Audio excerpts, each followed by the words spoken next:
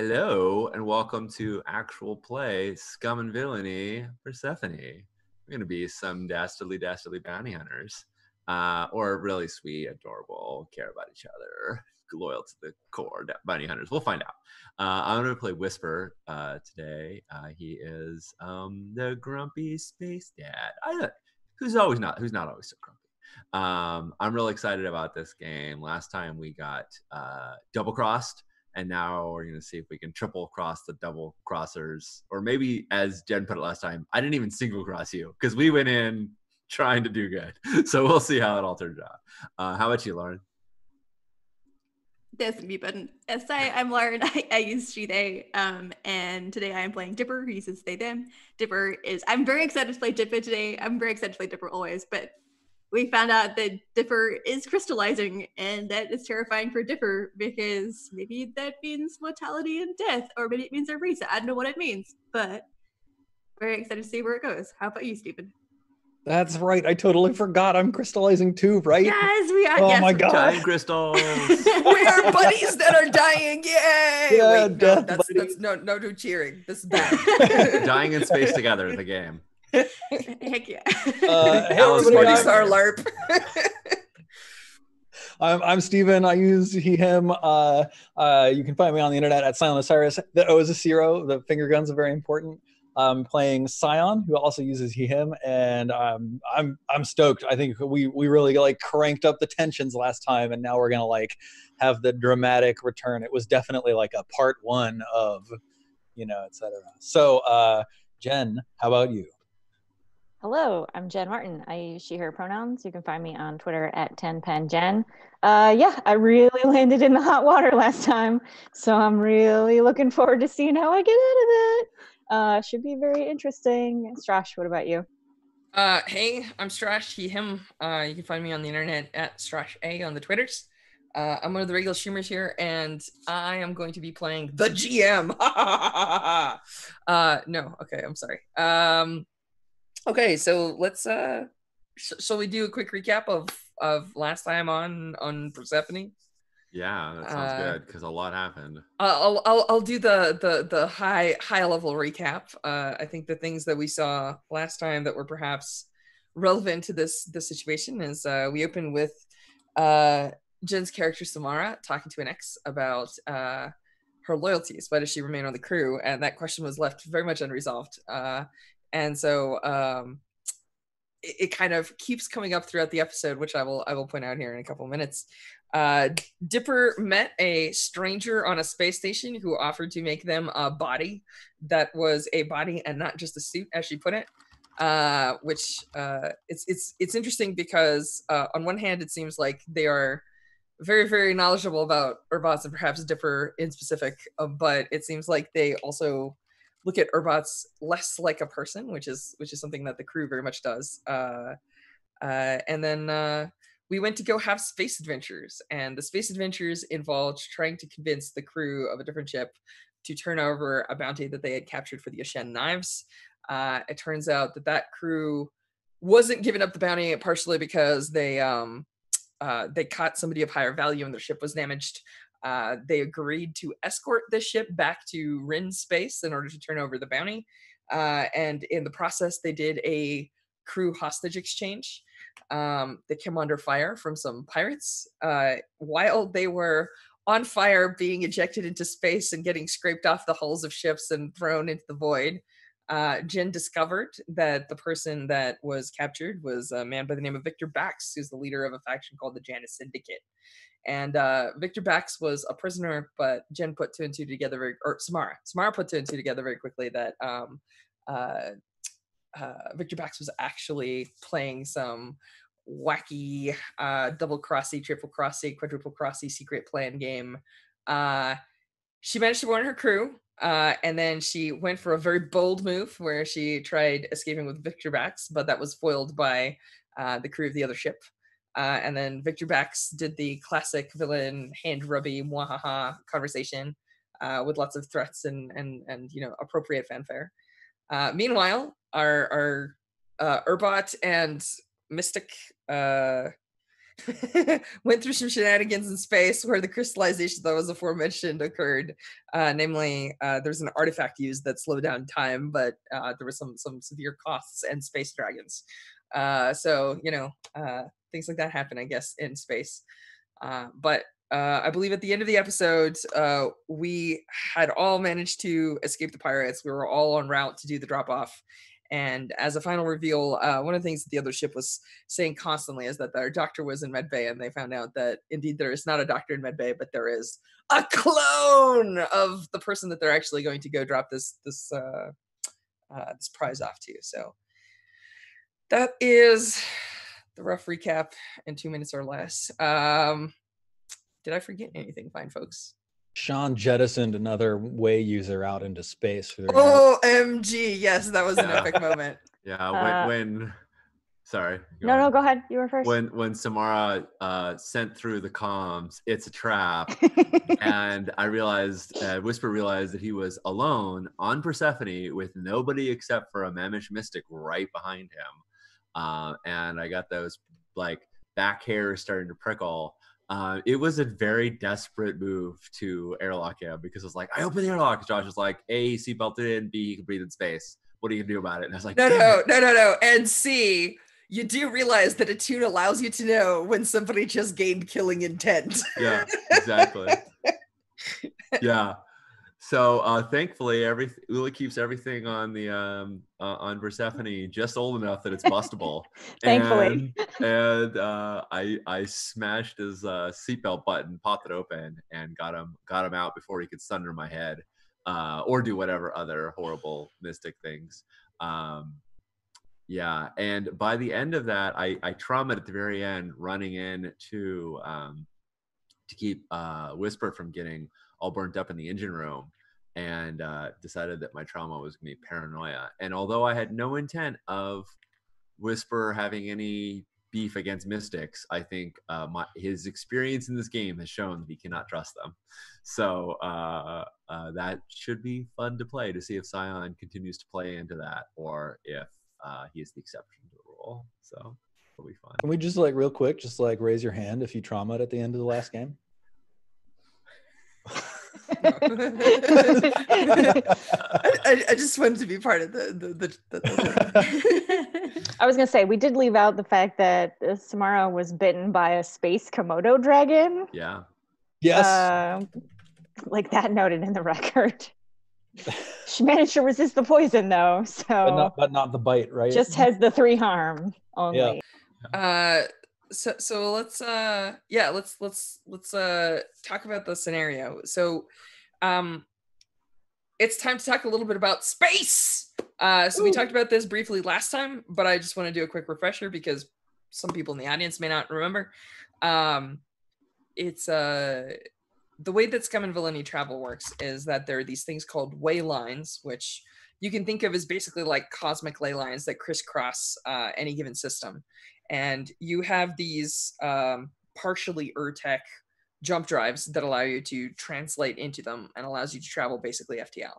But way lines are they drift, so they're not 100% anchored, even though the Starsmiths place anchor points on them to try and stabilize them as much as possible.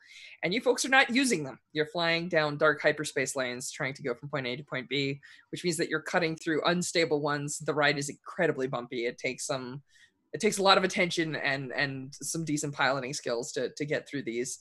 But what is important to note is that travel is not instantaneous. System to system jumps are done through gates.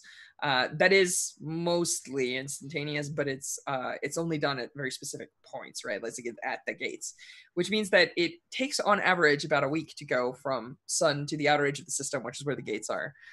So you folks have days before you get to your destination to drop off your target, which means that everyone has a chance. If you're gonna, so when we talk about this and when we jump into what is no doubt going to very rapidly become an action sequence, we're gonna you can flash back to a previous time. This is not like a 5 minutes later type thing. This is you've got a little bit of time on a ship in order to if you want to come up with a plan, rearm, get some equipment on, have a chat, whatever. But I'm going to leave it in your hands unless somebody says otherwise. I'm going to go to the drop off because we need to know if Victor Bax's terrifying secret plan works and if or what Samara pulls out of her butt in order to change the outcome of this particular scenario. So does anybody have anything that they want to do before we jump into the next scene? Can we refresh ourselves, like where everybody is and what everybody's status is and stuff like that? Like, Lauren, did Dipper and I make it back to the Persephone? Are we back on the ship with Sean? Right, because I was in the engine room helping you overload, and then you came and saved me. Mhm. Yes. Sean covered you in a blanket and burned in radioactive fire for a hot minute for you. Why would you do that? Well, I don't know. whatever. I don't think Whisper said. I don't think he was talking about his reasons when he ran in there with that asbestos, with that blanket. I was gonna say, I don't think he was talking about his reasons while he was on fire. So Yeah. This is because of that time when I was a kid. Well, okay. Yeah. So yeah, I think you know. you want to ask him? Yeah. Is that a question you want to? Is that a question you want to ask? I mean, I think it was for narrative framing. It was level 2 harm, which I resisted by running fast and getting out of there, down to 1. So he's singed. He's not horribly burnt, but yeah, he took some harm from it. It was not insignificant, and I think he's gonna, and then he traumatized out after that. So I think we were on autopilot, and I think he basically collapsed as soon as you guys got out of as you got out of the thing. So yeah. I don't think that Scion is terribly interested in posing that question at the moment. Feels like there are more interesting or more important things to consider right now. Sure. But it's definitely looming large in his mind. Yeah. No, I look forward to that coming up at some point. How some shows have like openings where it's not related at all to what happened last time, and it's like some 5 years ago scene that you don't know what the heck it means, but you find out later on in the show.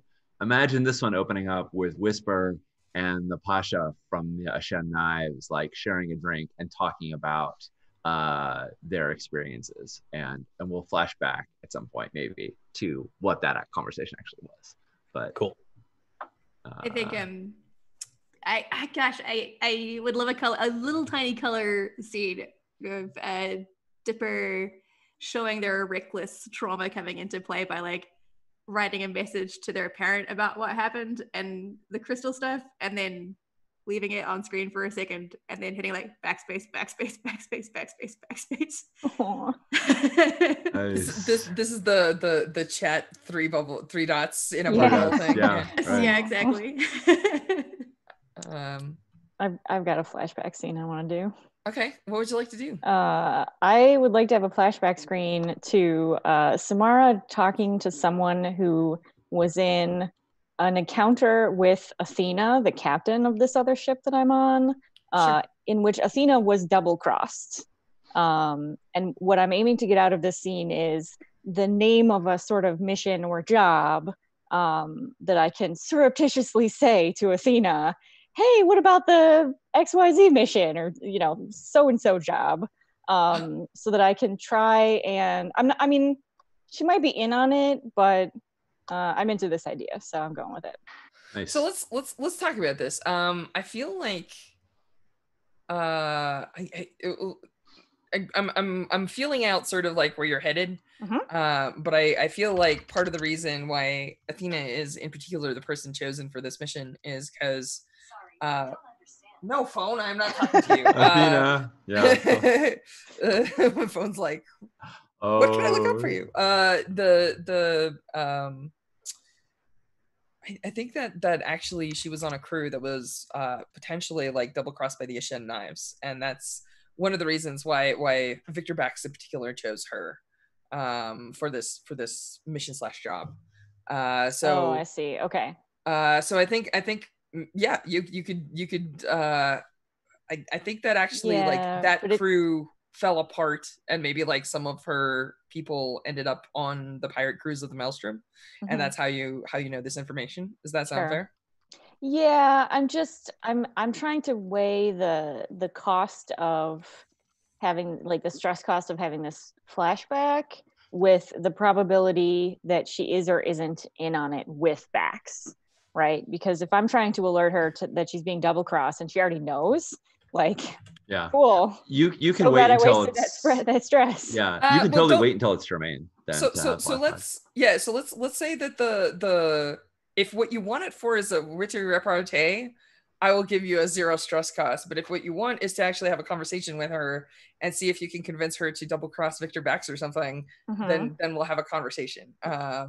Because like your sway is pretty high and your wounds do not impact your capability to talk. So the way that wounds work in any blade system is the penalties for the wounds apply only if they fictionally apply, right? So like if your arm is broken, you're not going to get negatives to your sway unless you're like something's stepping on it or like the pain is influencing like your ability to be conscious. But like if you have an arm in a cast, you're not going to be doing sweet space saber duels, but like you are going to be able to talk just fine. So if you want to talk to any of their crew, I think that they have like a 5-minute conversation with you, which basically amounts to like, look, we can't trust you in sensitive areas. So there are certain things like the engine room, which is off limits. Sure. But we also don't want to feed you and take you to the bathroom because you're quite frankly a reasonable individual that's been on our ship. And if you wanted to hurt us before, you would have. And also, you know that we can hurt you. So like they're going to give you like, you know, painkillers and appropriate medical treatment. Yeah. Like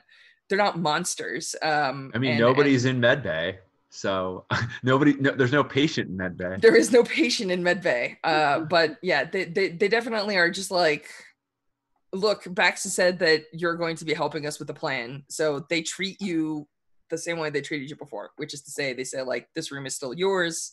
You know, like obviously don't go to places that you shouldn't be. And other than that, like the kitchen, the galley, the rest of the ship is, you know, open to you. Fine. So if you want to be in a galley talking to one of them, it's a non-issue. I think I do want to try to convince Athena to double cross Bax. Great. Let's do that. So yeah, I think that are you just like casually there drinking a space coffee or like yeah, I think I've kind of played up this idea that like, oh, my whole world is only the med bay and the galley, and so few pleasures are left to me. And played up the sort of grossness of the wound, right? Maybe I'm trying to air it out or something. Yeah, you can say like, you know, this thing's been itching. And yeah, so what I'm gonna do is the angle that I'm gonna take with her is like, cool, I'm glad you're making this power play. This is probably going to pay off really well for you, but gosh, what if Bax double crosses you? You might end up with a shoulder torn apart by this space lizard. I think Athena sits down. So like, do you ask her like how much do you trust Bax? Is that how your conversation starts? I think I actually start the conversation asking how much she's being paid. Seems appropriate to Samara. No, yeah, Samara is very coin driven. So I think Athena sits down and she's like putting together some like hot cocoa-y space beverage with appropriate packets that have, you know, like little planets and stuff on them. The O has an orbit. Ooh, love it. Yeah, I think she's sitting down and she's like ripping open the packets and like dumping it into like a cup, and she says, a lot. Actually, all of us are being paid a fair amount. Why? Bax is not a poor man. The Janus Syndicate has a lot of money. I'd hope so. You're making some big enemies here too, so it's going to cost a lot to outrun them. She kind of dumps out the cocoa, and she says like, "I'm not planning on running." And then like, I sort of tilt my head, finding that very interesting. Okay. She says, she says like, look, there is a serious opportunity right here to rewrite the shape of the underworld in this sector. And she says something that maybe you pick up on, which is, she says like, I have an opportunity here to decide exactly who's going to lose. And it's the way she says it. 'Cause like, usually somebody throws in with affection because they want someone to win. but she doesn't care so much about the fact that the Janus Syndicate is winning. They're giving her money, like she seems happy about that, but like she's more interested in the fact that the Ashen Knives are going to lose, which means that this has a hint of the personal about it. So that's where she's at. She's like, assuming this goes the way that I think it's gonna go, a couple of months, it's not gonna matter who I made enemies of, because they're not gonna be around. Okay. Yeah, and I leave that for like an uncomfortably long moment of silence in which I seem entirely dubious of this plan. Partly just as an act, but also because it's like, cool, I'm glad you have so much confidence. Gosh, you must be super aware of literally all the pieces on the board. In fact, I think I actually say something to that effect, like, you know, isn't it nice to make a plan when you have all the pieces on the board? I think she says like, well, I have to be honest with you. Well, actually, what she says is like, look, I'm a captain. I'm not the leader of a powerful faction. I know my crew. I trust my crew. And sometimes you just have to make the decisions that you can. And this is like any space battle. You make the call that you see in the moment. This is an opportunity. I decided to put my dice on it. I like gambling.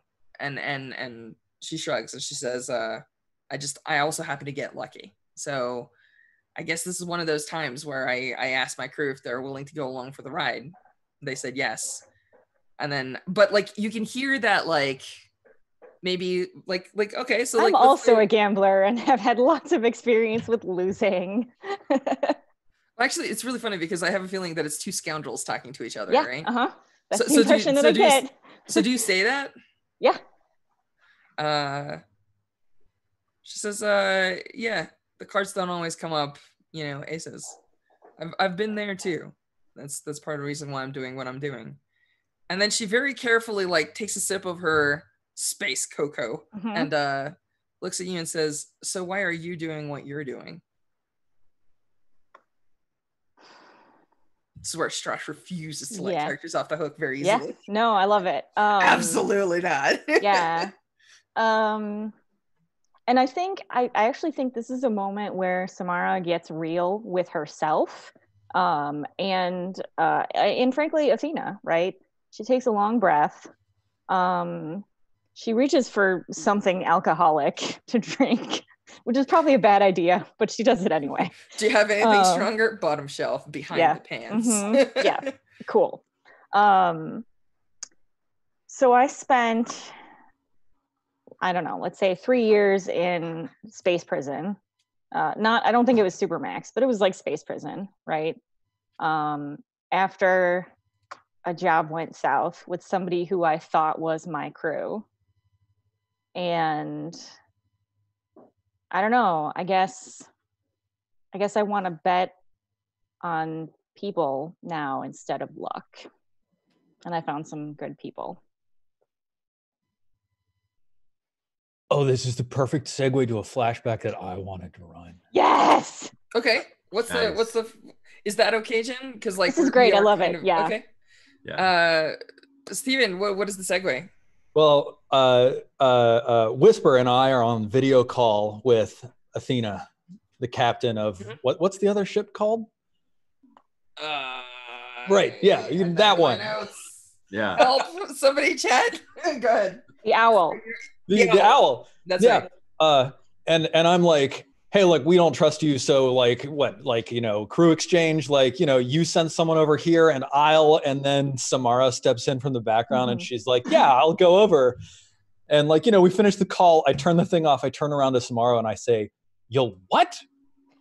And then I say, okay, look, fine. If you really want to be the one over there, fine. But you're not going alone.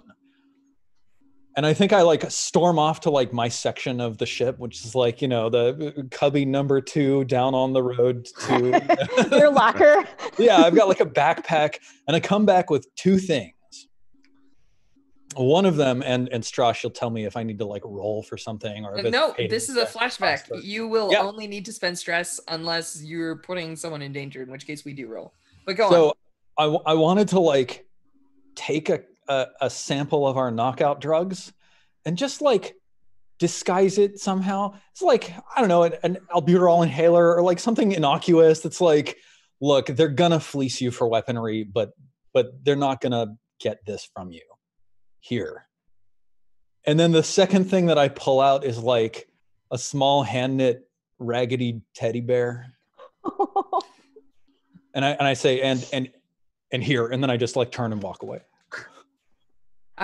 So Good luck. can I make a suggestion for where you hide the so I feel like it's maybe like a pack of space cigarettes. Don't smoke, kids. But I think what it is they're like little hexagonal like slap patches, right? So you can slap patch on someone and that'll be a knockout drug. Does that sound fair? Yeah, totally. Okay, cool. What is the bear's name? Oh man, do you ask? Oh yeah. I think Sion is like too embarrassed to answer you. He just walks away and let me so good. Like you don't hear him. And then like as you're like transferring over, you get a text that just says, oh man, what would it be called? His name is William. Mr. Okay. Here, take this. Yeah. His name is William. You just receive a text on your communicator, William. And as this is still before as I'm transferring to the other ship, right? So you get a text back that says, "I will take care of Billy Bear." Sion gets it and he just like frowns. William. Love it. That's a great flashback. Thank you. That's amazing. Yeah, I love it. So I have to ask a quick question, but like, is this actually from your childhood here, Stephen, or I should say Sion? Yes. Yeah. I think. So would you say that this is like a very high quality bear, clearly made in the core worlds? No. This is a low quality handmade bear. And the reason for that is because it was made by someone close to me, but not like purchased or whatever. And I know who it was made by.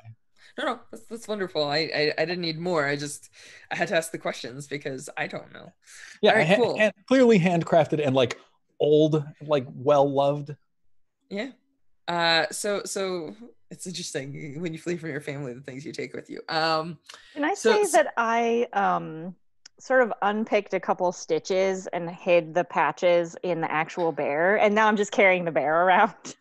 It's just like in your jacket pocket because, like all space scoundrels, you have a sweet jacket. That's true.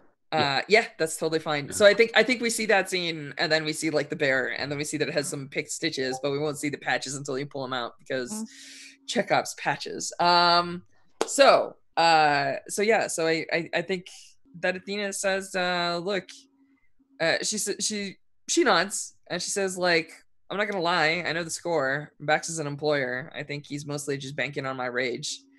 She says, I trust my crew. Same way you trust yours. But Bax is just money. He's a means to an end. I have an out of character question for you. Yeah. Is the Janus Syndicate in competition with the Maelstrom? Yes, for a specific reason. I will explain this to you because you would know this very clearly. The pirates that attacked you last session are called Drexler's Raiders. They mostly control the Iota system, and the Maelstrom has not taken over the Iota system because there is a second group of pirates that have rebuffed them a couple of times. So the Janus Syndicate is allies with them. They're not in direct competition with the Maelstrom. They have sold weapons to the Maelstrom because that's what the Janus Syndicate does. They sell weapons to people. So, like, you know that giant coherence cannon? Probably sold by the Janus Syndicate.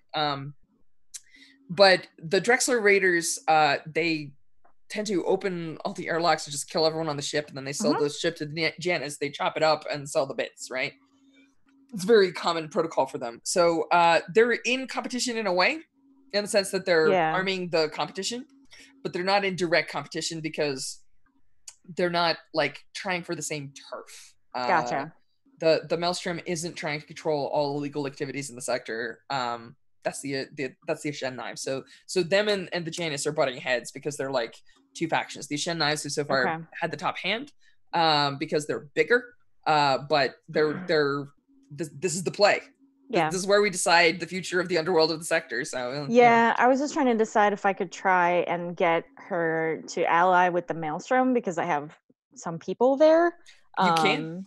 I mean, there's money to be had. Like you can convince her a bunch of stuff. I mean, you could also knock her out and run. Like any number of things can happen here. You could just bide your time because you know for a fact that you're going to see your crew here in a matter of days when the exchange happens. And, I think I do want to bide my time because I don't want to play this fast. I want to play it slow. Right. Okay. But it also seems like right now you are trying to seed doubt in her that Victor is not actually with her. And it makes sense to me for you to make like, I don't know, a controlled sway roll to try and like seed that setup. like set yourself up for a later thing. Because if she rebuffs you, you didn't say anything like untrue, incriminating. Yeah. And also they're not fools, right? Like Athena is not going to be like, oh, did you say something against her plan? Well, we shoot you, right? She's going to expect this. She's like, you're testing your limits. You're seeing how loyal we are. So it's a very sensible role. I imagine she would do the exact same thing if she were in my position. That is exactly why she's not. Yeah. Reacting weirdly. So this is a controlled sway. Mm-hmm. I'm gonna push myself because I want more dice. Yep. I think just the one, though. 3 dice is still pretty good. Yeah. We say. Let's see how the dice gods speak today. 4. All right.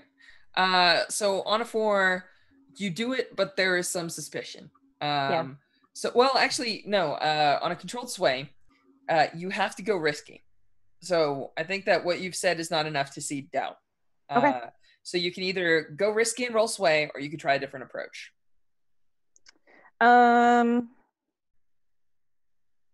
If I do risky, do I just do like a reroll instead, or just additional? That's roll? exactly what happens. You get the same die pool, but we'll talk about what is the risk. And I think the risk is that if you try pushing more, like so far you haven't said anything remotely incriminating, but if you actually try like pushing against her, if you're like, I think you're making a mistake and this is why, like if you're trying to do it, you have to be very careful because like she's like at that point she'll be like, all right, you might be more liability than you're worth. Maybe we just keep you on board or something. Like maybe we'll lock you up. Yeah, that kind of thing. Well, they don't actually have a brig, so their version of lock up is kind of a joke. You folks actually have like a thing that resists being opened. They don't. The best they can lock the door to your room, but also.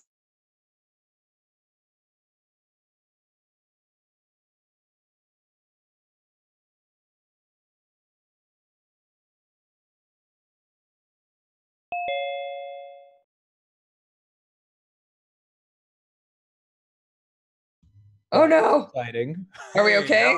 My Zoom blipped. Are we good? Zoom blipped as well. Mine did blip. I thought it was me. Yeah, I was like, oh no, internet died again. But no, it was just Zoom blipping. Yeah. Because the tech. Wow. Well, we're okay on this screen, but on the other screen, our when we flip back, our order's gonna be all up. But continue, and we'll figure it out. Yeah. Right now, I think we're good. Thanks, Zoom.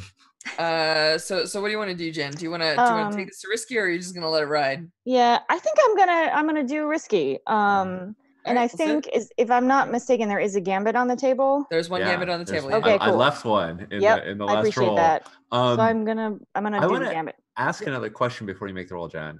The harm you took isn't any old harm. It's poisoned by space lizard harm. Bit, not poisoned. Bit? Oh, it's not poison. Okay, never mind. I thought if it was poison that they would be, I'd be like, do they have an antidote for that? But never mind. There's no antidote. No, I resisted the poison, so I didn't die like within a day, or hours. Right. Yeah. Cool. Okay. So I'll do a sway, risky, standard, and then I have 2 bonus dice because I use the gambit. Yeah. Nice. Yeah. One. Yeah. Does that mean I put a gambit in the pool? Yes, it does actually. Yeah, normally no, but because you have a power. Never tell me the odds. Yes, it is the best power.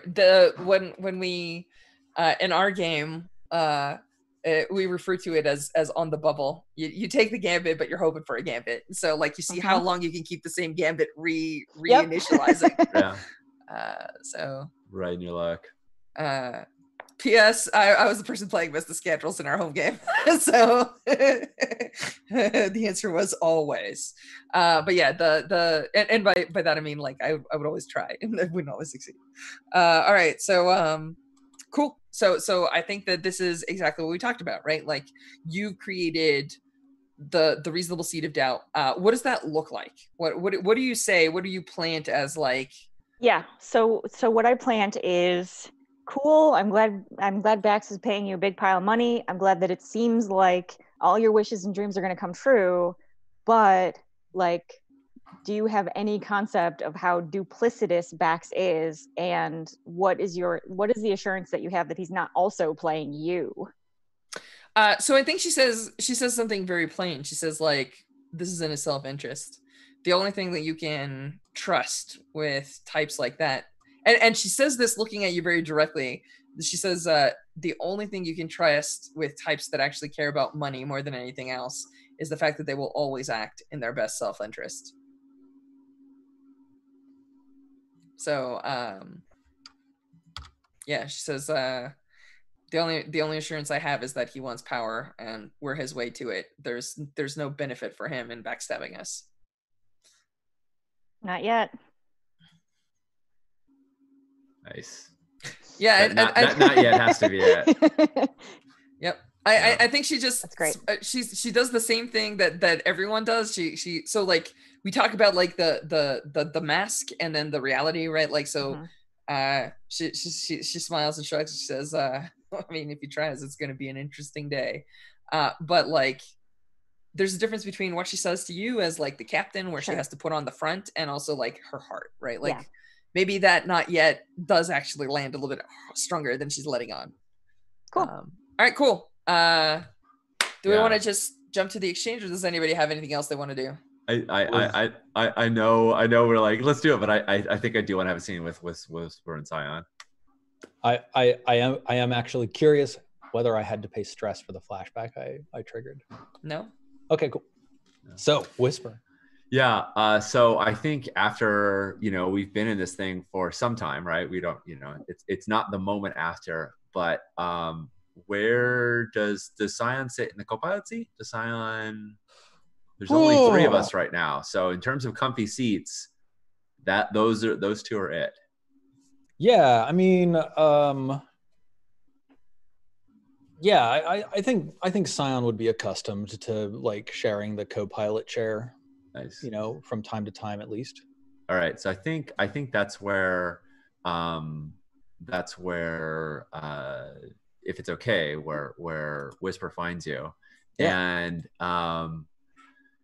he's got his hands on the back of his chair, which is empty right now. So he's sort of behind you, but not like behind your chair. It's not like creepy. Yeah, he's not looming. He's not looming, but like he's looking, as the hyperspace field is flying by, and he's like, only reason I caught up with the last ship was because you did whatever you did whatever you did with the engine.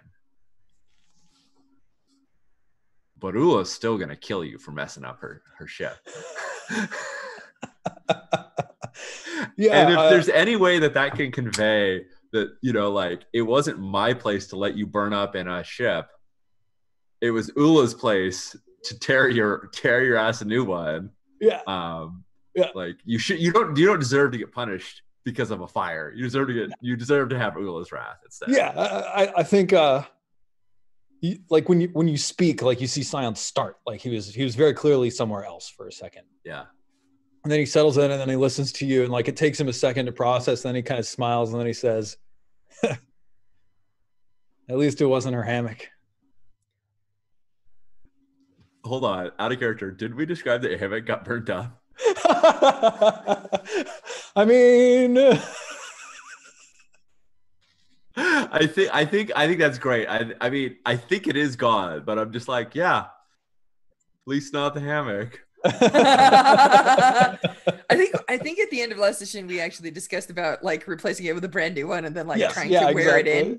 Yeah, right. Yeah. So like this is definitely like you two having to agree that exactly. I think that's it. That's perfect. That's the moment where like, that's right. She's gonna find her hammock exactly as she remembered it. If we have to search through every spaceport in the Iota system to find her one. Yeah. The engine she could fix. Yeah, just like out of curiosity, like out of this scene, are we in contact with Samara? Like, yeah, you can talk to her periodically. Like, it's not expected that you have like basic comms. Like, you're not gonna be able to like touch your earpiece and talk to her. Yeah, but like ship to ship communications are not weird. Like, you folks are planning to you're coordinating flights. The way that I want you to think about this is like moving across the country in two cars that are like following each other. Like, you see each other, you wave, you're one behind the other, you're always checking each other in the rearview mirrors or whatever, but like you only talk at like gas stations or somebody like has some battery charge or whatever. So it makes sense for me to toss out something like, we got to ask Samara if the other ship has a hammock. Oh my god, that's like, yeah, that's perfect. They don't though. They have real no, of course not. They have beds. They don't have a hammock, but they do have a shower. Yeah, all we know is it's a trap. We don't know that they have nice things over there. We haven't seen it. Cool. That's all I needed. Lauren, did you want anything before we jump to the action? I think I'm good. I'm ready for the action. Cool. All right. So I think this is like one of those classic plays where there's like I think we're gonna do like a brief montage in the other ship where like Victor Bax basically tells everyone to clear the F out of the med bay, and then when he comes out, like, you know, the door's open and behind him you can see that like the weird sarcophagus is closing back up, but like the person that's with him doesn't, like, we saw a glance at them and they looked exactly like the Shen Knives Pasha, and they just don't right this second. It looks exactly like Arlox. And I want to say that this is actually like a pretty significant transformation. Like, Arlox, I'm thinking of him as kind of like a like, once upon a time he may have been like a sleek badass assassin like in his like early to mid 20s, but now he's like in his 50s and he's like put on a bit of weight and he's like jolly. He has like that healthy kind of glow to him. He's planning to open a restaurant, you know, like he's got like a little bit of that like elderly Don in a mafia family kind of vibe, as opposed to like I'm like the capo that like will break your kneecaps vibe. So like, yeah, he's but like the person that walks out of the med lab at Bax's shoulder is a lot closer to the younger version, which is not what we saw in the sarcophagus. So clearly there's like some sort of hollow projector or some like weird like masking thing going on here. And it's also obvious that Bax isn't fully tipping his hand, right? Like he's definitely using technology that he's not clearing with everyone, but basically like his version of a response is things you don't need to know. So all he says is, all you need to know is that it'll pass any scan they can throw at it. And so I think it's very much a situation where, like, you know, Athena says like, so you're going to be handling the exchange portion, and Bax says, yeah, you know, like, no, I'm a prisoner, right? Like, put my manacles on. Like, you're exchanging me fair and square. Like, it's your job to figure out a way to get this person, you know, like, just out of context of his own people. And if there's any of the other crew, you know what to do, right? Like that's kind of where he leaves it at. And so like he's being let out in manacles, right? And there is a certain moment where he looks right at Samara and he's just like, he literally asks you, he says, are you ready to do your part? And so I'm gonna tell you a fact, because this is how Blades handles this, which is I'm gonna tell you that Victor Bax is an astute judge of character. Yep. And he is expecting you to basically give a response, and then I'm gonna say, and he gets to know whether you're telling the truth. Yep. And then you can say, no, I am resisting that. And then it'll cost you some stress, but you will just fool Victor Bax. That's how the mechanics of this work if you want. So essentially what he's saying is like, are you ready to play your part?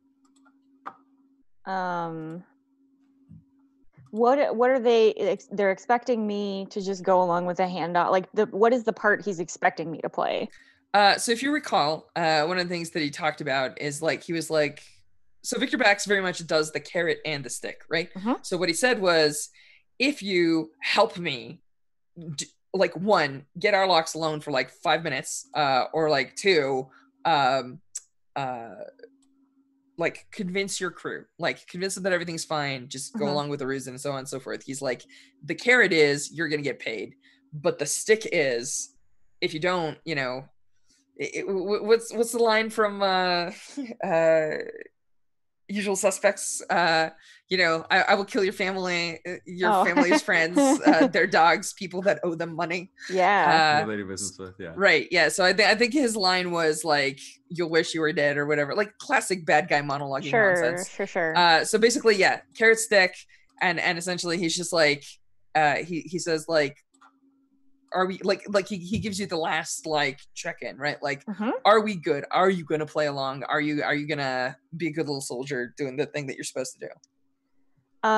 Yeah. So I think the audible answer I give him is I will do my part, and then the bit that he just sort of, you know, intuits is that like I'm not ruling out any shenanigans. I'm not intending to unveil his plan at the handoff. But also, can he trust me? No, probably not. But he's known that all along. So if it sounds like you're saying you're going to do your part for this plan, like going forward, who knows? But I'm not going to just be like, I'm not going to betray you immediately. I do feel like, hey, I'm going to kill your friends is like pretty good motivation for Samara to not take risks. If it was just herself, she, like we've demonstrated, she just risks the shit out of things. But I don't think the price of potentially risking her friends is high enough yet for her. We'll see. All right, so yeah, I think you folks walk into the scene, and you've been flying for weeks, and this is actually this is kind of luxurious, right? Like you folks get to land on so Rin is a moon of Aleph.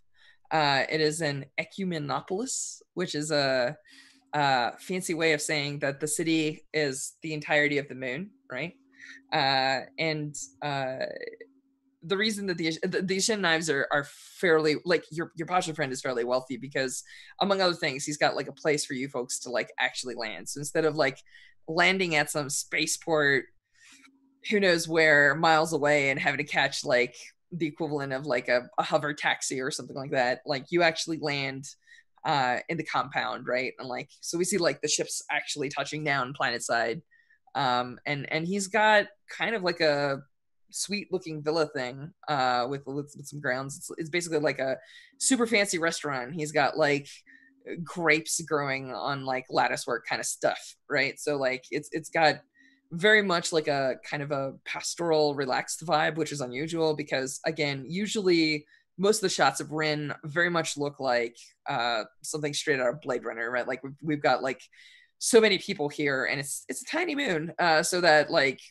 the buildings go up many, many stories. It's usually like smoggy and rainy, so this is a very unusual shot of Rin. Even though the weather is still kind of gray, that there is actually some room to breathe, and it's obvious that there's just like a little bit of green it's in like the upper end sector. Like you can probably see the governor's mansion from here, right? So like it's you definitely see a few more patrols of cars, hover cars that bear the green and black insignia, or the green and black colors of House Malclaith. And yeah, you folks land, and as you come off your ship, you know, like Arlox is very much like out to greet you. He's got a little towel over one hand that he's using to wipe his hands down. He comes in, he actually like embraces and pats Whisper on the back. But like he says like, oh, my friends, you know, he's like, I've been cooking, like, why don't you come in? It's a new dish that I'm going to try out. But like when he pats Whisper on the back, he says, I was not expecting you to return with 2 ships. And then he just like goes right back to like laughing and being jolly, right? And Whisper has brought, because I get to have fine luxurious items because I'm the speaker. Whisper has brought this really nice Breck system rum that he has stored away in Persephone, and he's managed to hide from Ula, although Ula doesn't like nice booze anyway. But he's like, last time you said drinks were on you, so this time, and I think I probably like pass it to one of his like one of the like kitchen staff or something like that, so that they can serve it during our meal. Nice. But I'm just like I'm like all the way from Breck. Remember Breck? Good times. And we're gonna be flashing back to this moment in a hot second. All exactly. right. Yeah. I have 2 questions. Mm-hmm. What is my harm level at? Like, i.e., was I able to heal anything while they were sort of tending to me? No, because the way that harm works in Blades is that you need to have a downtime. Gotcha. But what I'm gonna say is that there is so they have a med bay. Med bays are cool. They give you +1d to recoveries, and we'll reference that once we get to downtimes. But more importantly, I think what it does is they give you enough drugs that your wounds shouldn't be impacting you too much. If you try to climb a building, we'll come back to this and reevaluate. But I think what they do is like they give you a combination of a cocktail of like painkillers and like, you know, like they basically give you enough drugs that you're going to be okay for a couple hours. You're not going to be running master races, but like you're not falling over and needing somebody to prop you up either. Right. Okay. And then it's not a good look delivering somebody if you're like falling down anyway. Where is the Void Blade? Because it's not on Bax. He's a prisoner, quote unquote. Oh, no, actually it is on Bax, I think. He's just not wearing it like a weapon. I think as a matter of fact, like when he had that speech with you, like, are you gonna behave? He like glances at it and it's like on his belt. Okay, cool. So like he's wearing like a big plasticky space belt. If you know, you can think of like Luke's belt in Star Wars or whatever. Like it's clearly not the sort of belt that normal people in today's world will wear, but like doesn't look too out of place on an outfit like that. And it's blending in. It basically looks like a handle in the middle of a bunch of other like it's not obviously a blade. Yeah. Okay, cool. That's it. That's all I think that's where we're at. So I think, and it's really funny because the individual that walked out of the med bay is currently, manhandling Bax into the room, like doing that whole like shove and like rock prisoner. What do they look like right now? Do they still look like young Arlox, or do they look like?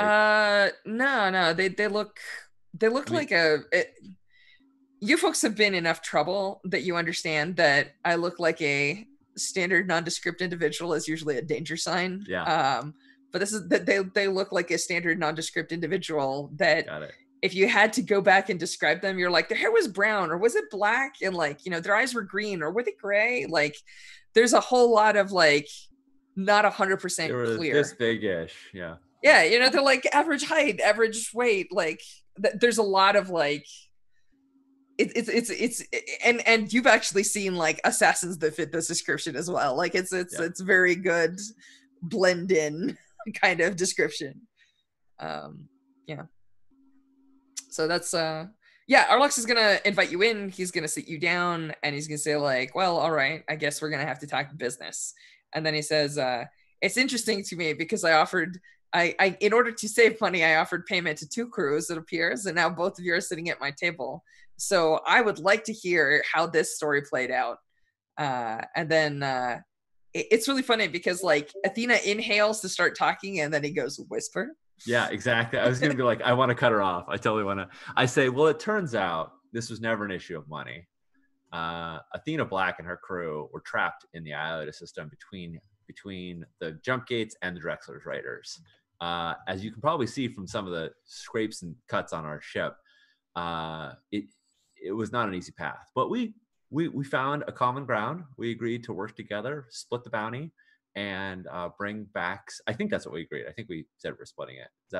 Is that? I was right, about to Charlie? ask, are you just throwing that out there like in front of Arlox? I honestly, I think I can't 100% remember, but yeah. Okay. Maybe we can touch base. I thought that we agreed we were going to give them all the money and get them out of this in order to like keep the peace and have us reap the rewards of like tightening our relationship with the Yes, Shentais. you're right. But I'm totally cool if you want to be like, Mara yeah, we're going to hated that split the plan, bounty. BT Dubs. I hate that What's that? plan so much. It was Samara hates not Scion's favorite plan. Yeah, cool. Awesome. You know what? I'm just gonna roll with it. It's fine. I'm gonna roll with it, and we're gonna see if like Whisper forgot something, because Sean might have. And since Sean couldn't remember, I'm thinking Whisper, because we're gonna go with this. Sean's livelihood and continued flight in space is not tied to this. So yeah, exactly. Go on. Yeah. So we agreed we're gonna split the bounty, bring the prisoner back to you. And I think I almost say backs, and I'm like, bring the prisoner back to you. And because I don't know, actually, I don't know who it is. And we encountered resistance. It was rough, so we could certainly use your help with our ships. Persephone almost got lost. I think Athena actually cuts you off. Like the moment that you're like, we're gonna split the bounty, she just like flinches and looks at you and goes, split the bounty. Now to everyone else, like who's in on the whole situation, it's obvious that she's putting on a little bit of an act. Nice. They're making out like bandits. But yeah, she's like, split the bounty. And she's like, our job was to bring the person back. You said that, like, as long as we take 6 cred, the piece is going to be kept, and you're going to, sort this the rest of the way. You're right. I'm sorry, Athena. I'm an old man and I forget things sometimes. No. Athena's totally right. They're getting paid. We just wanted to keep the peace. We wanted to keep everybody friendly, but it was kind of hairy. There was a moment where we almost got left behind. I think this pilot was, punching it, and we had to pull an Epsilon 6 to skip out of there. And that is the code with Arlox, that this is a trap. This is a betrayal. That is the, like, remember back in the day. Does Athena know about her pilot having gone missing? No, it's not her pilot. It's her mystic. Yeah. And she did, because Sean said we took heavy fire. Yeah. Okay. Cool. The airlock got breached. Yeah. So sorry, your mystic's gone. And Yeah. and Athena was like, God damn it! But sometimes that's the cost of doing business, right? Yeah. So I think I think Arlox doesn't miss a beat, right? Like, he may be jolly on opening a restaurant, but like, we are talking about one of the most dangerous people in the sector once upon a time. And, he just, he smiles and nods. And he says, Whisper, if you vouch for them. And then he like pauses, like just that one extra beat to show that, you're the person that he trusts. And it's like, the context to you is just like, I got the message. The context to everyone else is, I'm trying to show who has the power here, right? Like, and he says, then if you're saying that their business is good, then I think we square with them the way that we agreed to square with them, since the knives aren't double crossed. He says, I will pay you out of my own personal stash, and everyone will go home happy. You're too good to us, and I toast. He says, he kind of chuckles a little. And he actually, like, so note that he's talking to you because he is assuming that you have all the pieces, which you may not necessarily. I don't. Right? But I think what he says is, he says, not too good. I just treat you like I would any friends. And like, he claps you on the shoulder and he says, like, come, let's get this done with. He looks at Athena and he says, we didn't expect you to get exactly who you got. And he says, but let it not be said that the knives are not grateful. Like, there will be more work for you. And he looks and he says, like, if the rest of your crew is interested in perhaps changing ranks, like there might be a place at the table. And he says like, yes, bring the prisoner, right? And so Athena gets up to go, Bax gets up to go, and this third individual gets up to go. And he's just gonna take him to like a back room and give them their money. So is anyone doing anything at this point? I think I'm I don't want none of our people to go to that meeting. Because that would be bad, because then fake Arlocks would just become Arlocks, and that would be that's not what we want. Mind you, they know that Victor Bax is going. They know that Victor Bax has a plan. The rest of your crew has no idea that fake Arlocks is fake. That's true. Yeah, that's true. Actually, yeah, I'll just offer to go with. Do you offer to go with, or no, do you just I just go stand up as if that was the plan all along? Yep. Yeah. All right, cool. I think that's important. There is like a half second of interaction, right? Like Athena gives you the look like, what the fuck are you doing? And then her eyes she doesn't lock eyes with Bax. She just pans her eyes across him. And Bax gives her the like she's showing initiative. It's fine. Like that shrug, and yeah, so like the little group goes you go into the little side room. What are the rest of you just gonna like chill there until there are blaster explosions, or? Well, so my thought, and I'm just trying to figure out like when the right time to pull this is, but my thought is we were I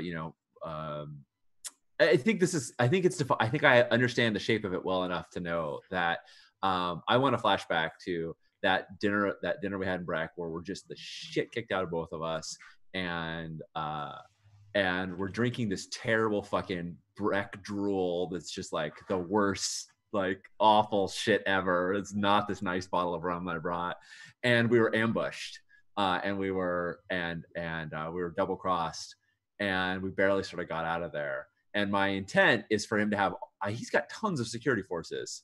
But my intent is for his security forces to drop on them in that space. I don't know what the room looks like. I don't know what the possibilities are, but I want him to have signaled for all his folks. And I'd like to be behind them. I'd like to, like, as soon as they go into the room, like one of his heads of security and the rest of us come around, because we know something's going on, so we can get the jump on them. Cool. So I'm just going to narrate a cool thing.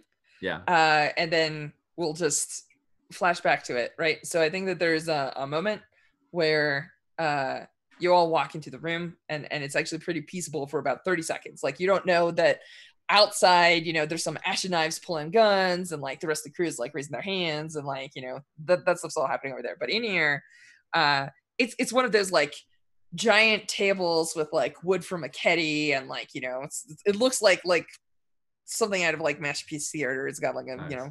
Fireplace and papers and a safe, and he goes to like the safe and goes to open it, and he says, and this is the point where I appreciatively turn around with a whole bunch of money, and this is where you plan to stab me in the back. Is that not right, Bax? And Bax says, yeah, that's roughly the plan. And then you hear the clink as like the manacles hit the ground, and he says there's only one problem with this. And Bax says, and what's that, old friend? And he says old friend like they're not actually friends or even know each other very well at all. And Arlok says, I'm wise to your plan. And I think Bax says, I don't think you're wise to all of my plan. And then you see the thing that has that nondescript appearance, right? Like, it hits something, there's a brilliant like flash of light, everyone like there's this like weird white haze that goes over like everyone's consciousness, like somebody dropped a space flashbang, and the doors kicked open. Everyone else can come in at that point, but there are two Arloxes standing there, and both of them at the same time go, I'm Arlox. No, he's not Arlox. Shoot the other guy. Yeah. So that's the scenario that we're going to be in. Jen, you've been here the whole time. Yeah. is there anything you want to do before 100%. Go for it. I would like to slap a knockout patch on fake Arlox. Okay, so bear in mind that this is moving pretty quick. Yeah. So you don't have a talent that lets you act first, right? Mm-hmm. So when are you slapping a patch on fake Arlox? Like, is it like, are you trying to like kind of randomly guess which one of it is in the middle of that like white noise, or? I mean, I feel like I was sort of prepping that patch as we were walking into the room. You have it in your hand, right? no problem. So I'm totally fine with slapping it on him after he becomes like full Arlox, right? I'm not trying to clearly signify to everybody else, which one is which. This is the point where I say, how do you know which one's real? Because the one that went to the safe, like I watched real Arlox. We all walked in the room together, right? Yeah, absolutely. You're all within like 5 feet of each other, and when that blank whiteness happens, at the point that it comes back, like I see. Everyone's like stunned and like off base and in a different position, right? And stumbled around. So yeah, they could have switched positions. A whole bunch of stuff could have happened. Especially. Go ahead. I would like to try and decipher it, because I've done all the setup of being friends of Arlox, and unless this clone has Arlox's memories, and I'm gonna say like, Arlox, don't you remember Epsilon 6? And I'm waiting for the key response. I'm like, don't you remember the good times we had on Breck? And I'm waiting for him to be like, Breck's was a shithole. That place sucked. And that's the real one. Can I consort to try and figure out who is the because absolutely. Also, just as a question of like rules, can someone just resist the flashbang? Yes, but sort of. So remember that resists are not magic. In other words, you have to explain to me like, what is it about you, or like how is it that you're able to resist a flashbang? Because like I just grit my teeth is not gonna fly, but like characters are powerful. This is why I asked Sean last time. I was like, how exactly are you going to remove him from nuclear fire when you're on the other end of the ship, right? Like, if it needs to be me, I have a justification, which is I can sense killing intent. Yes, right. You can. Attune is perfect for this situation. And Samara could also have like resisted by like, when he goes to do it, I want to put my hand on him. So like, I still have my hand on the fake Arlox, like, or something like I don't know. Yeah. There's 100 different ways. We're really exploring is how does it go down? Yeah. So I believe so let me ask this. Like, Samara, are you like standing by or actually, can I tell you an important factoid? Yes, please do. Victor Bax does not have the sword on his belt anymore. The Void Blade. Okay. Cool. I'm assuming I don't see it either.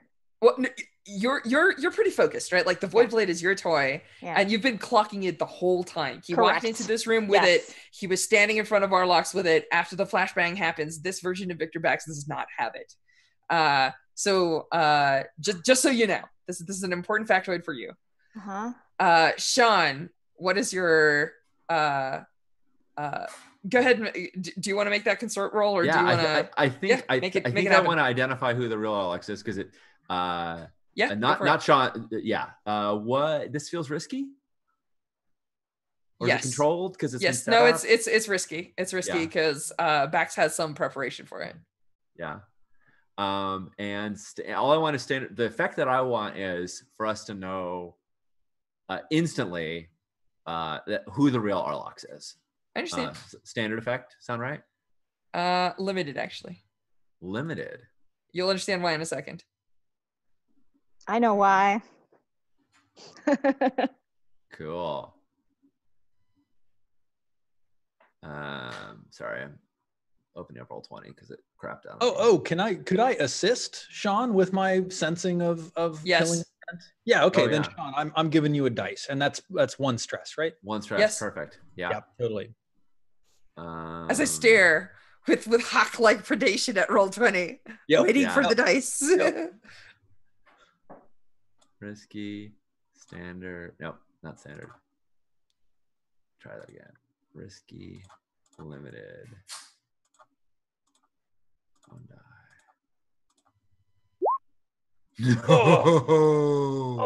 Oh, so good. So I think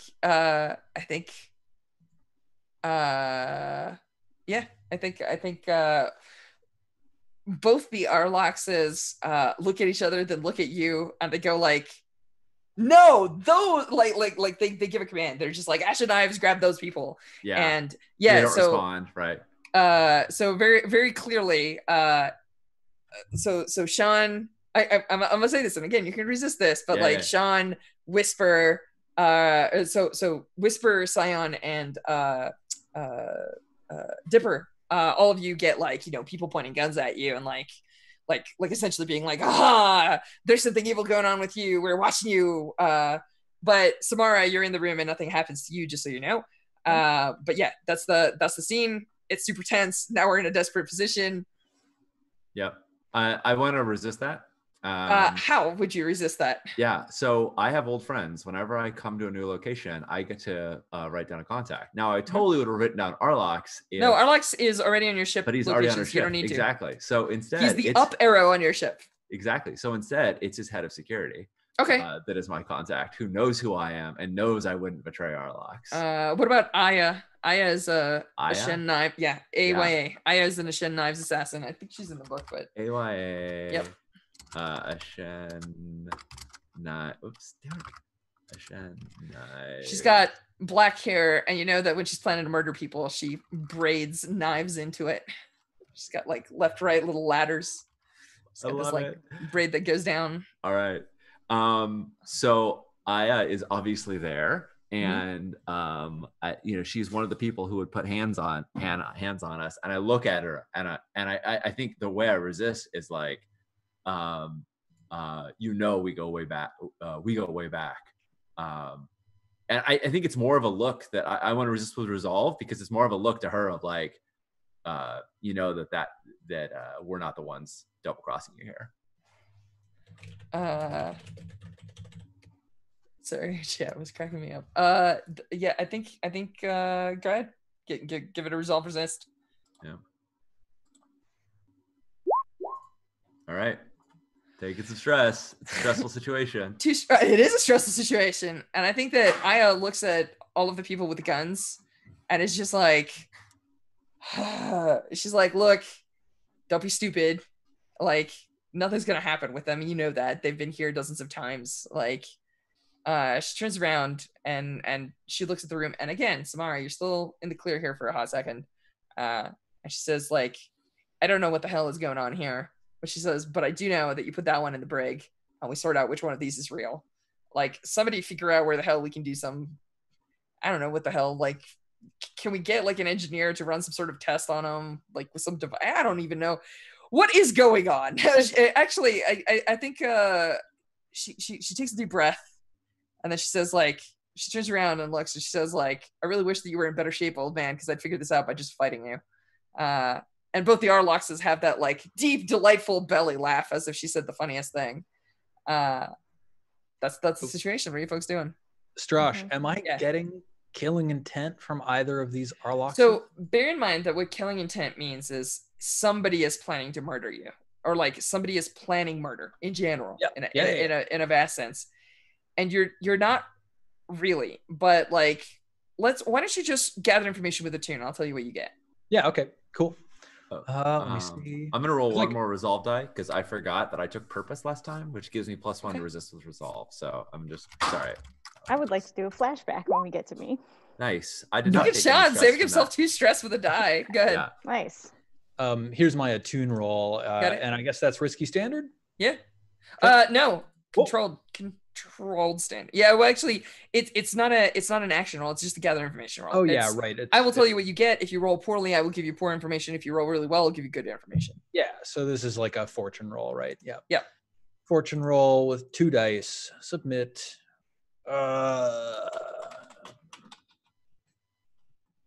Tune gather info. Boom. Nice. 6 is good info. So this is what you get. You get 0 killing intent. What? But what you get is effectively artifact activity. And when you look at them, you realize that one of them, actually both of them have active artifacts. So yeah, essentially like this is the equivalent of a wizard saying detect magic, and I'm like, oh yeah, There's a lot of magic here. shit ton of magic going on. Correct. So on a 6 you get follow-up questions. Nuts. Like, what are the schools of magic, Strash? Are either of them transmutation or Illusion? So yeah, let's so the way we talk about this is a little bit more esoteric, like it's not formalized in that yeah. I'm being cheeky. Well, actually, I know you're being cheeky, but we do need to talk about this because how you perceive the way is also tied to your mystic tradition and like its language that you would have learned from your mentor. So how do you perceive the way? Let's talk about that. Oh, is it color? Is it smells? What is your do you believe that it's a mystic force that flows through us and binds us all together? Like what's the thing? What would it have been? I think like I think I probably have two mental models, and one is like one is militaristic, so it'd be like hard offense, soft offense, hard defense, soft defense. Okay. So that's like the am I defending via misdirecting? Am I defending via like, you know, barriers or active resistance? Am I offensive via, you know, like trickery or theft or subtlety? Am I offensive via a gun in your face? So I think that was the dominant structure that was instructed in my home. And then I think what's his name? Horrocks. Mm-hmm. My former teacher probably may or may not know things about your insides crystallizing. Please continue. Yeah. Oh, I know. I think he asked me to think about it more in terms of like selfishness versus generosity. Like what one with the universe versus taking from the universe. Yes. Yeah, exactly. And that was very strange for me, but that's actually, I think, the one that I warmed to the most. Okay, so this is what I'm going to tell you is that they're all about the giving, but all they're giving is lies. So like there is clearly something. So like to you, life. One of the things that you can do with Attune is you can detect life, right? Like so you can like put your hands on a door and be like, there are 6 people on the other side of this door, but like. A life has a pattern, right? Like it has a flow, it has a place in the universe. Like you can kind of like sense like that a person is a unified whole, and you can like sometimes like people can be fractured, right? Like if something terrible is happening to them, or like you know they're going through shit. Like all of us. I'm sorry. Today the world. All right, back. So like I think this is one of those cases where somebody has basically changed the rules. They're saying I'm a person, but I'm not the person you think I am, and so like yeah, effectively they're just lying through their teeth, and there's 2 of them, and both of them are lying, which is interesting. So so that's where we're at. So both of them are lying through their teeth, basically in the same measure. Mm-hmm. As a matter of fact, I'm gonna tell you a third thing, which is the guy walking away under guard. He's lying too. So it's a shell game. It's just every shell is false. Shit, like so this is a great episode for like it's just like keyword here. So like quick flashback, Samara and I are like taking some downtime on the station, you know, weeks ago or whatever, and it's like, you know, we're playing a card game, you know, just a friendly game, but like someone is very obviously. Yeah, please tell me you're playing a card game with the gambler scoundrel. Yes. Yeah, absolutely. And like, I don't know, like Samara, would you be like showing me like a particular gambit for like hiding an extra ace up your sleeve or something? Like I mean, I would, sure. Yeah. So I just like, shout out reference callback to like, you know, what would we call it, like Storm Engine Ante or something like that? Sure. Love it. Storm Engine Ante is now officially a canonical game. Nice. Yes. Yeah, I just turn to Samara and I say, Storm Engine Ante. That's it. Yeah. So in the hot second before I have guns trained on me, what is Athena up to? What is she doing? She just has guns on her? I think that once once Aya tells everyone to stop being stupid and pointing guns at everyone, Mm-hmm. Athena is tense, and she does that thing where she like flares her coat and puts her hands on her hips, but like she's not touching a gun, but her hands are like a microfraction from a gun. So basically she's just like reading the room, and she's like, who do I have to shoot? And then like she's like, all right, this looks like it's calming down, but she's tense but and ready for action but not doing anything. Yeah, yeah. She's not gonna start shit. Okay, cool. So yeah, as they're walking backs away, I think I tell Aya, who I don't know, but seems No, to you don't. have a good You're rapport with your crew. and ostensibly, yeah. Whispers vouched for her. Right. Yeah. I tell Aya they had some kind of weird cloney illusion technology. I think all three of them are different people. Because I think Bax is Arlox. That's what I think. Okay. And I say it in some clever way or whatever. How would you test for that? I want to know who has my void blade, because Bax walked into it. Cool. Although no, because then it might have been the clone, right? No, it was on Bax's belt. It was on Bax's belt. I know, but I'm saying that the Bax that came off the ship might have actually been Clone Boy, and you know what I mean? That's true. There are many ways that wood blade could have changed hands. Because so the reasoning that I have here is that my view is right. I saw clone Arlox, and then I saw clone Arlox or nondescript dude walking out with Bax from the chamber. And so my reasoning is, if they can make one person look different, yeah, they can. Bax's plan would to fuck everything up, so that he has all the cards. That's what Bax would do. Right. It's true. It's Jen, true. I think you should totally make a study roll to have figured this out. Like I think that this is like to have the right intuition as to who is who. I would do that. Yeah. And I would love to. I'd love to assist you on that. Great. With like all the various cues that we've been giving, like who is who. Sure. Does that Strash? Is that viable? Could you study? Yeah, absolutely. Yeah. I mean, Jen's basically put it together. So now all we're doing is rolling some dice to give you extra information. You can absolutely assist, and Jen, you can push for one less at this point if you want. Yeah. Is this an assist, or is this Samara leading a group action? That's also dope. Yeah, because I feel like a bunch of us have been contributing. Yes, I would love to lead a group action. All right, let's do it. Samara, lead a group action. Everyone rolls. Well, you have 1, 2, 3, 4. You can. I think you can take 4 stress right now, right? I can. Yeah.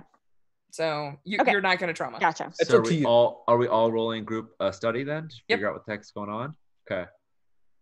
And you take the best roll. So you can take at most 4 stress, assuming everyone fails. Yeah. Yeah. And I don't have any bonus dice because we're going with a group action, right? Yep. Okay. Yeah. Cool. There are no assists in group actions. There's just a group. Yeah. You can push, but that's about it. There is one gambit on the table in case somebody wants it. Do you think, because this is really the reveal of who's who, do you think that either of our no, I was wondering if the attune was a setup for this, but it's not. It was a gather information roll, and okay, cool. Let's. Can I push myself to gain +1 die to study? You sure can. Yeah. Okay, I'm doing. And that. I haven't heard anybody say, and I take the gambit. Honestly, the person I'm expecting to say that is actually Samara, because if she takes the gambit, the whole thing isn't skunked. Is it risky? Or desperate? Yeah, I think it's risky. I totally take that gambit. Yeah. And I push myself. Are we outclassed by our opposition right now? Yeah. Awesome. So last time I took the move Purpose, which says you can expend special armor to push yourself when outclassed by your opposition or one of the effects of wounds. So I'm pushing myself with my Purpose to find the truth here. All right, let's do it. Let's see some dice hit the table. I got a 4. That's not bad. No stress. No stress. No stress. And we've at least got it. we've got a mixed result. Nice. Scion. Pushing Oh. myself paid off. All right, Lauren gives you one stress. That's okay. That's okay. Dipper's like, huh? Those aren't confused. It Dipper's makes feeling sense. out of their element. It makes sense. Dipper's like, I'm crystallizing. I have my own shit to process right now. That's okay. Sorry, buddy. all. That's a big mood, Dipper. Yes. And I don't think I have the move that allows us to that's a Combine pilot sixes. move. Yeah. Okay. So it's not a crit, but we still And you have to lead an action, and I believe it's only in combat, but you can take a look at it. Yeah. All right. So so 6 is on the table, 1 stress cost. Clearly you piece it together. I think that Samara locks eyes with Scion, who can probably point out where he's sensing some like weird flow, or like where the void blade may or may not be. And so you folks you definitely detect the void blade on one of the Arloc's clones, and it's in the same position that it was. So you're guessing that in the 5 seconds of blank whiteness, that was one of the things that Yep. didn't necessarily get swapped, but there's something in your gut, Samara, and this is a 6, so this is true. Okay, so like I'm not trying to be sneaky, I'm not trying to be misdirecting anymore. I've done all my misdirection. You see through it. You realize that yes, the Arlox that had the blade on his belt had it on his belt to distract you. He wanted you focused on the blade and what you wanted. He wanted you to not realize that, if you can change the appearance of one person, you can change the appearance of the other. So the person that has the void blade is actually the clone and is pretending to be Victor Bax, and all that stuff happened. Pretending to be Victor Bax, pretending to be Arlox. There are 2 Arloxes. They are both actually Victor Bax on their genetic level, and there is one true Arlox who currently looks like Victor Bax is being taken away as a prisoner. So this is I knew he was going to do that. Put all of his pieces as Arlox. That way, it doesn't matter who gets to be fake Arlox. He gets the pawn in the right place. There you go. Wow. Yeah. So, can I use my not newfound, but newly remembered power of kinetics to pull that void blade to me, please? Sure. So this is the first time we're seeing this power actually being used. This is the first time we're seeing it on screen. Oh, by the way, 6 came back. So I'll put that gambit back on the table. Yep. All right. So do you just like reach out and oh wait, no, it doesn't, because the gambit got used, but the 6 is not from the person with the power. We're fine. This example's in the book, I'm pretty sure. I see. Yeah, that makes sense. It's all good though. You can still push and stuff. So Samara's always had a void blade and been like part mystic, which is not really unusual in pirate crews. They use mystic powers all the time. It's only the hegemony that's like, mystic powers, you need to belong to a cult or a church to do that. You can totally do it. So this is usually done with a tune. I think you have to push to activate the power, and then what does it look like? Do you have like a weird glow about you, or do you just like reach out a hand and it like flies to your hand, or what does this look like? I think I reach out a hand and I look like I'm concentrating, because this is not something that's easy for Samara to do. I think she would like to, she's actually probably practiced to get it to look easy and not been able to, right? It's just hard for her. But yeah, I can push myself to do one of the following: use the way to throw a table-sized object with dangerous force, or propel yourself briefly with superhuman speed. Really, I'm just, yoinking this void blade from whichever Arlox. Awesome. To myself. I don't. So I'm gonna tell you the truth. Spend the 2 stress for a push. I don't think we're gonna roll, because you only roll in this game if something is difficult or dangerous, and we are in a situation where people are walking, but no one's actively, like, you're not in combat. Whether it takes 2 seconds longer or shorter isn't going to make a big difference here. So you use the power, the hilt, flips over to your hand. You grab it, right? Like we see the black gravity cutting edge of the void blade activate, and then what do you want to do? And then I say to Aya, but also in Athena's direction, both of the Arloxes are backs. and the person you're taking to the brig right now is the real Arlox.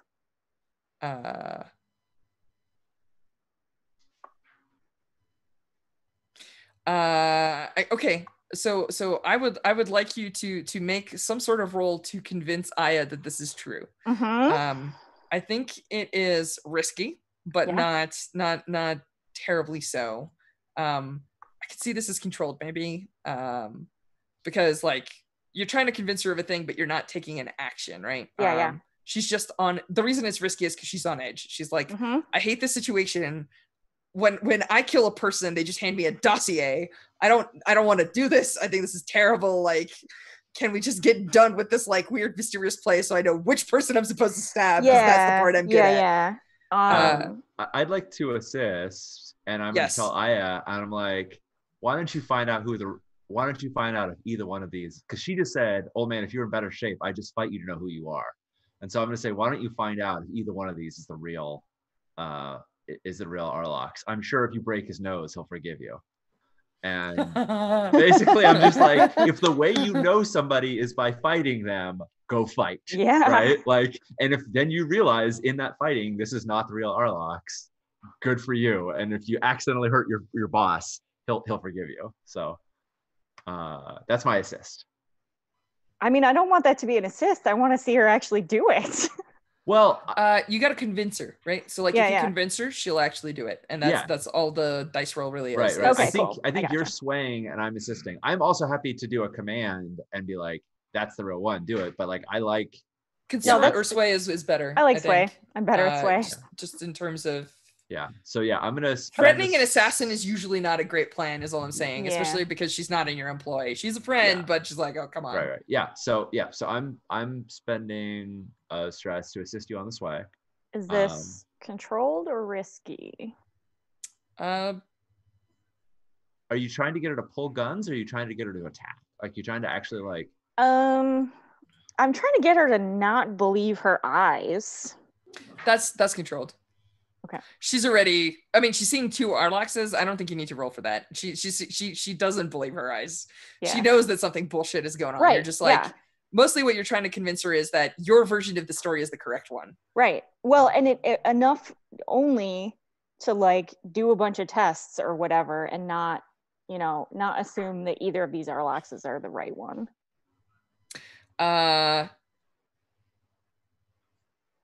Okay, I'm gonna make a fortune roll for her. So I'm just gonna do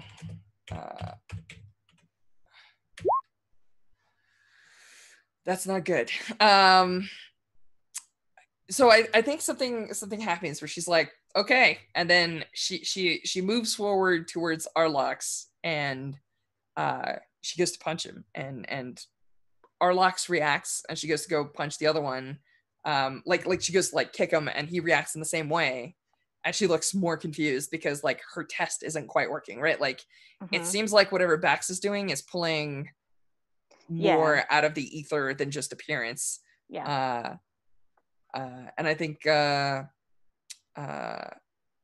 she says like she looks at the two Arloxes, she looks at Victor Bax, she looks at both crews, and she goes, you know what? I'm in goddamn charge right now until we sort this out. And she just looks at the rest of the Ashen knives, and she says, like, put them all in the brig. And I think that's where we're gonna cut the break. Great. So nice. Yeah. I dig it. Awesome. All right. See you all. That's kind of what I was going for. In a few.